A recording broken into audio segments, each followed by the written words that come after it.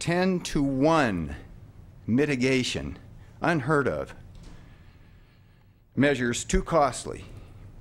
So within a few months of being rejected by the CTC for funding, they changed their plan to a dangerous 2-lane, but retained the 4-lane footprint so they could garner precious federal funds needed for this now almost $400 million project, including the 20% or so of cost overruns, which still aren't regulated. They were now proposing the too dangerous 2-lane they refused to study earlier. John, I'm going to have to ask you to wrap up. I have 2 more short paragraphs. I'm going to have to ask you to wrap up, please. Okay. We thought that this was the end of the bad news, but then we learned that the real reason for the bypass of Willits was the transport of hazardous materials from Humboldt Bay down the 101 corridor through and over Little Lake Valley wetlands. Willits is one of the last few bottlenecks impeding this. We can no longer support this Caltrans bypass as an alternative to some minor traffic problem in Willits. We would like MCOG to stop the hemorrhaging and to spend the $20 million left on realistic traffic solutions, starting immediately with the restriping of Willits Main Street with the cooperation of Caltrans. Thank you. Thank you, John. And board. Chairman and board. My name is Michael Hackelman. I'm a Willits resident. I'm also a Vietnam vet. I did 3 tours of duty in Vietnam, and while I was there, studied nuclear engineering, and my topic is along that line. John just brought that up a little bit. A question: are you aware that the Caltrans bypass of Willits, even as 2 lanes, will eliminate the last obstacle to the inclusion of the Highway 101 corridor to Eureka as a connector feed to StrawNet? That's an acronym, STRAHNET. The Strategic Defense Highway System, 61,000 miles long. This enables shell loads, basically oversized, long, or heavy, loads of all types, including toxic materials, nuclear waste, and military equipment, to pass through Willits virtually unabated. Second question: are you aware that Caltrans estimates 1,500 truckloads of nuclear waste per year arriving by sea at Humboldt Bay for transport to Yucca Mountain and other nuclear waste facilities? This is 4.5 truckloads per day. What percentage of this is going to come this way? Caltrans has just announced, as John said, that it plans to fix the bottleneck. Gosh, it's amazing they didn't say this before, at Highway 20 West and 101. Once the Caltrans bypass, they'll do that once the Caltrans bypass is approved and funded. Why is a $100,000 solution trumped in favor of a $250 million project claiming to mitigate the same traffic issues? Thank you. Good morning. I really concur with the last speaker. I wrote about that quite a bit. I think it's that Caltrans has really pulled a fast one on Willits by doing that restriping, making that a bottleneck. But I don't want to address that. It was very well addressed already. No, I'm addressing the possible dewatering of the Willits aquifer. And I spoke with Global Hydrology. They're based in California, 40 years of experience from Alaska to Australia, with extensive experience in California. These wicking drains are really not a proven thing at all. They form a risk for the aquifer in the Willits Valley, and there's many of them. People have their wells, and Caltrans plans to put in, I forget the number, but I believe it's in the hundreds. 55,000. 5,500. 55,000? Please proceed, Jeff. A lot of them. These will be pounded 85 feet into the soils. Now, they've done a lot with the hydrology, the surface water, but not very much with the hydrogeology, what lies beneath. And the record on that is that you really don't know what's down there very accurately. And so these wicking drains have all the possibility of destabilizing the aquifer. You can punch holes straight through an aquifer and drain that water into an aquifer below. That happened to the city of Paso Robles, where they drilled down to improve the city water. They went through the aquifer and entered a zone that had a lot of the stuff that gives you the rotten egg smell. That's why that whole town stinks like that. Hydrogen sulfide. So what I urge you to do, please, is not to rush into this. You can abstain from this letter. Wait for better information, because it's been snowballed, and Caltrans rushing with this striping to force this issue, and now they've revealed it. That's laughing in our face. Thank you, Jeff. Donna Kerr. Please. Good morning. Donna, please. My name is Donna Kerr, and I'm a resident of Little Lake Valley in Willits. On my land, we graze cattle, horses, and harvest 1,000 bales of hay. The impending demolition of Little Lake Valley's ecology and ranching economy to make room for what ultimately requires no more than 1 or 2 well-planned lanes of traffic is neither progress, nor improvement, nor growth. Rather, it represents an utter lack of imagination, vision, courage, and political will, the things we all need most now, especially from the officials we elect to represent us. The bottom line is that Caltrans is a state agency mired in the concrete planning of the 1950s, whose purpose is to move trucks through Mendocino County. But you, our elected officials, are here to represent the people of Mendocino County, not the interstate trucking interests. These interests are now at odds, and you need to make a choice. We support a fix to the traffic problem in Willits. We support a building project, the jobs it would bring, and the short-term cash that it would put into our local businesses, but only for a project that is appropriate to the size of the problem and which actually solves the problem. This Caltrans bypass does neither.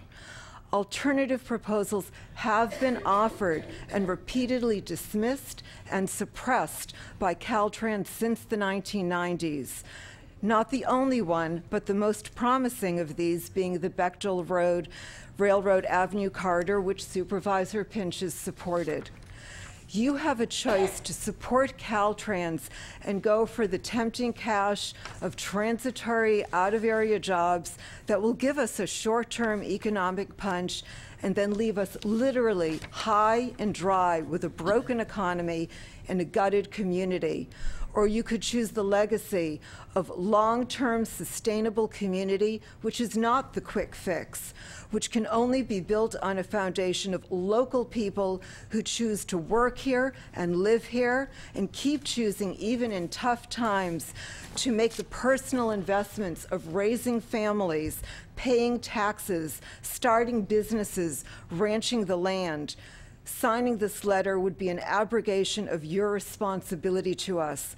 Please work with us instead. Thank you. Thank you. My name is Melinda Clark, and I am a resident of Willits, and I'm also a mental health counselor. And I want to talk about that a little bit because I'm opposed to this bypass for all sorts of reasons, and I want to publicly thank all the people in this room who have worked so hard. It makes me cry to think of how hard they've been working, many, many people. I'm just a newcomer at this. But I used to come through Willits as a kid on my way to visit my grandpa, who was a sheep rancher in Laytonville. My family's buried next to your family, John Pinches. So I have some roots here. I'm talking about the mental health of families. I'm talking about the stresses that people in Willits already are feeling because of the polarization going on, because of the lack of information, because of the helpless and hopeless feeling. People saying, it's a done deal, what can we do? It's already being railroaded through. Not really the pun, that's right, but steamrolled, gas powered through. I'm thinking about what my granddaughter said, Grandma, the birds are very unhappy about the big road. Why are they making it then? We're talking about that notion of seventh generations, the legacy that we are handing to our children of pile driving noise and jackhammers and concrete and the very conceivable ruin of the aquifer and the wildlife habitats, all of that, and others will speak to that issue. But I have been going around talking to businesses up and down the highway and along the sides, storefronts, as well as people in small businesses. I have a small business myself in a therapy practice. People are overwhelmingly in favor of halting this bypass and looking for alternatives. Overwhelmingly. 2 years ago, one of our business owners collected 128, I believe, signatures, and we're revamping that now with motel owners and restaurant owners and all sorts of businesses predicting that they will shrivel and die up. This is very bad for the economy. After hearing about brick trails always struggling, we're going to have a decreased tax base, and who is going to be keeping this little town alive if we're not able to keep our stores, you know, livable? Small towns are endangered species. And how do we support? It's all of our responsibility to support our small town. We want to buy local. We want to shop local. This is going to prevent us from being able to do that. Lisa Von Schlegel. I live in the Willits Valley. I've lived near Willits for almost 20 years. I've raised 2 children there. I'm a software developer. I work in Willits. The scale of this project is so disproportionate to the actual problem as to be almost laughable. The ecological, the economic, and the agricultural damage it's going to do is just simply not worth it. Other people can have and will speak more specifically to that. Since I live outside of the town of Willits, you're my representatives in this. And I'd like you to imagine that when you decide not to send this letter, that you live in Willits. I know people on both sides of the issue. Many, many people do not support it. The idea that there's only a few people, a few vocal people, who, unlike myself, are brave enough to go up in a tree or stand by the road with a sign, I'm not going to do that. But it's a very important issue to me, and I ask that you listen to them. Thank you. Yeah. This project will do major harm to the environment. There is a phrase we use for too little government funding to improve a situation: the projects. The new economy, which was supposed to increase the traffic, which has in fact gone down, has not materialized. Indeed, it has dematerialized in the Great Global Recession. The reproductive rate has hit an all-time low, except for immigrants. I'm from LA, second-generation Dutch on an ADD side, where about 85% are relatively recent immigrants. All these migrants will need local jobs, non-union jobs, and the result is underemployment. Individual union members need to follow the law, and those that don't should realize that they can be brought to court individually to account for their destructions. We need to get their names. Traffic will not be improved as the 20 is not being given an overpass, or at least widened. Indeed, all the top 5 alternate routes could be done unless the town itself is relocated for the same $400 million price tag. There's more than one better way. There's more than one better way. This government project is not too big to fail. Physically, it could fail anyway, even before financially or economically. The warbler is not endangering herself. Sorry, speak into the mic, when I please. first moved to Willits in 1988, on the roadside was a man standing with a sign that said, "Stop the bypass." True. And I think in the 1990s, I went to all these Caltrans meetings. And the representatives came to Willits and basically sneered at the community groups who presented carefully considered options and who asked for more reasonable alternatives to the destructive mega bypass. And also I read Mr. Gertie's letter, and I would like to say that I think if the majority of the people in Willits knew the truth about this dangerous, two-lane, elevated mega bypass and could actually see the devastation it could cause, they would all demand a more reasonable alternative. But right now, if you ask people in Willits, a lot of them don't know that there will be no exits in Willits. A lot of them don't know that it starts far south and ends far north of Willits, and that both of those entrances and exits are dangerous. It would be as if Ukiah had an exit had access to on Boonville Road and Lake Mendocino. That's how Willits will be.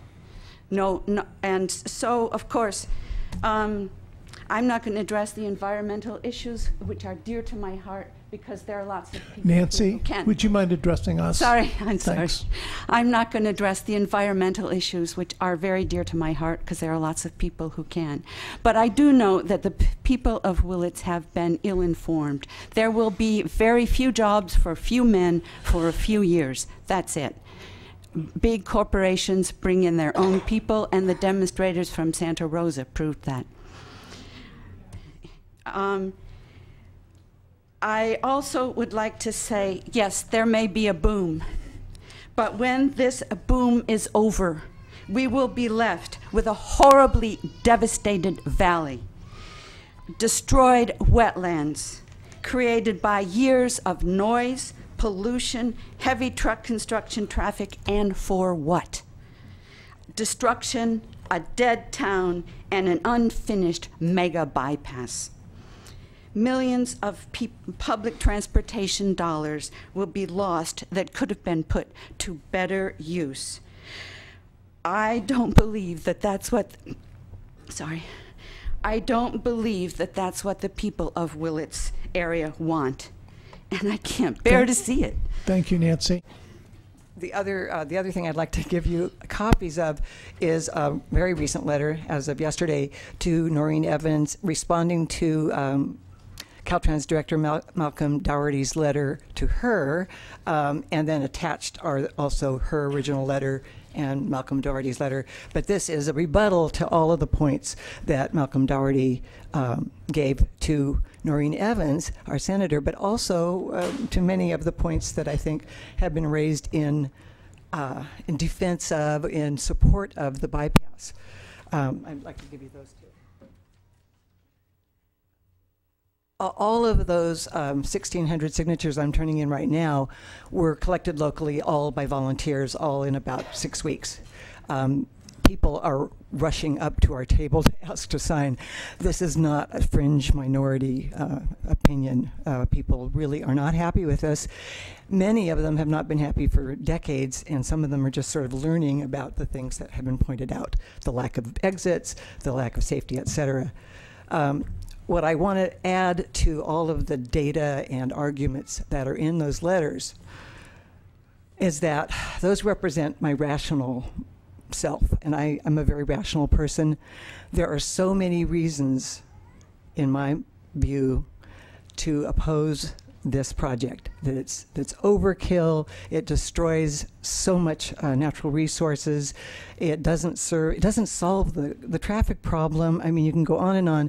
A rational approach would have been to start by restriping the part of 101 Main Street that is the bottleneck. I mean, that's 1/2 of 1% of the cost of the 2-lane bypass. Not even a 4-lane bypass. You know, the next step, put a Railroad Avenue Bechtel Road connection. That would take at least as much traffic off of Main Street as the bypass would.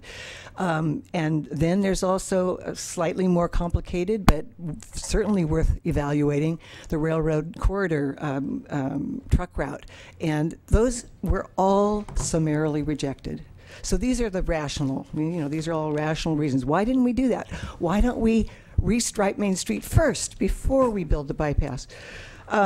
All of those things.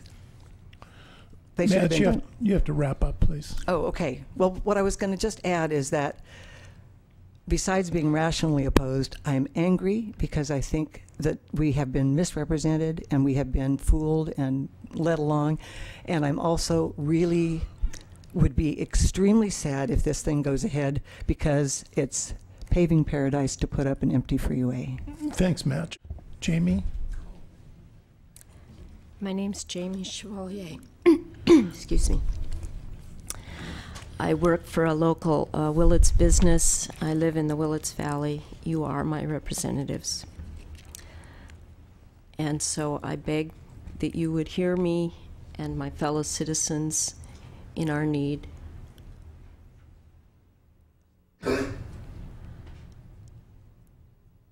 People in Mendocino County expect that we all want a certain independence, and I guess I'm shocked to find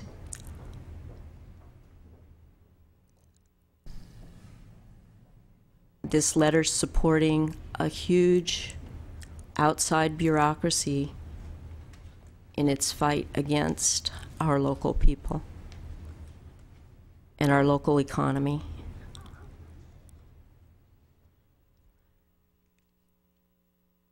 They make the decisions.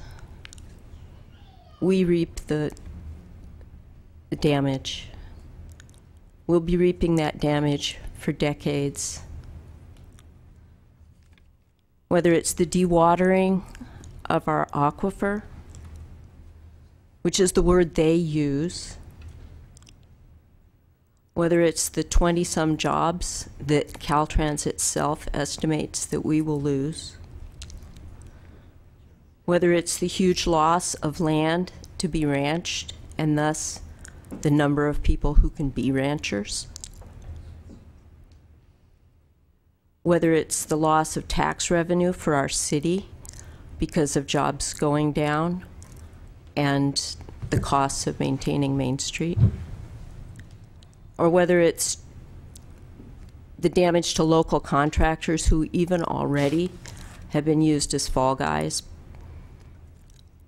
and trapped in contracts that force them into having to pay regulatory fines. They make the decisions. We reap the damage. I beg you, put a stop to it. Thank you. Thank you, Jamie. Good morning. I'm Paul Rogers from the Willits Valley. Just the first sentence in this letter. 14 years of environmental studies and 6 years to obtain the necessary permits. But there's been no safety study done on the 2-lane bypass. There's a safety study on the 4-lane bypass, but hey, it's taken us over 50 years to get the money for a 2-lane bypass. Who says we're going to get it to build a 4-lane one? You can support that, a non-safe highway? And to say it's a small majority, please.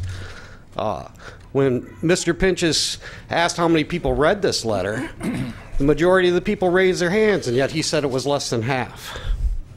So I'm sorry. Do not support this.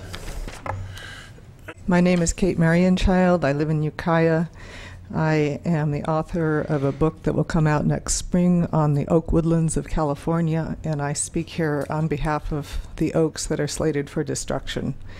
Oak woodlands support more species than any other terrestrial ecosystem in California, including over 300 species of amphibians, reptiles, mammals, and birds. They keep our air clean, they keep our springs, rivers, and streams running, they keep our landscape lovely. Over 13.5 million acres of oak woodlands once covered California, and only 10 million of those remain, mostly due to the kind of development that we're looking at now with the Willits Bypass. Today I'm going to talk about valley oaks, but much of what I'm going to say also applies to other oaks. Valley oaks are the largest oaks in North America, and they are endemic to California, which means they live nowhere else in the world. There are many large valley oaks in the path of this monstrosity. These trees need rich, wet bottomlands, precisely the kind of habitat that the bypass is scheduled to destroy. Some of the valley oaks in the path of the bypass are probably 300 years old or more. Their potential lifespan is 600 years. This is a species that is hardly regenerating on its own at all. It's dying out. Old trees have extensive resources that they share with their neighbors, even across species lines, such as oaks share resources with pine trees, with manzanitas, with madrones, with bays. They do this, they send food, nutrients, and water via the network of tiny underground tubes of the mycorrhizal fungi that exist everywhere underneath the ground. They're like the tree of life in Avatar, foundations of ecosystems. We have to save the large old trees.